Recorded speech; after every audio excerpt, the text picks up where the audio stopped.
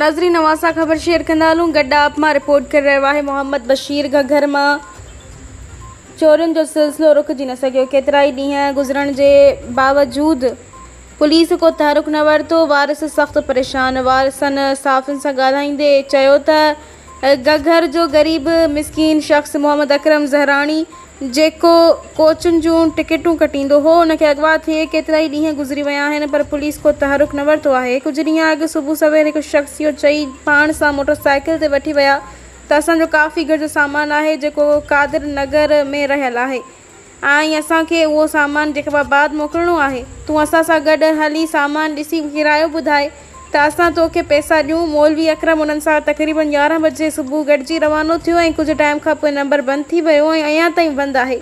असांखे शक आहे उहे शख़्स हिकु इन ग़रीब खे कंहिं ग़लति इरादे सां वठी विया आहिनि। घगर जी सुजाग धुरियुनि ऐं बाशूर अवाम खे ख़ुदा रा अर्ज़ु आहे त अकरम जी ॻोल्हा लाइ असांजी मदद कई वञे।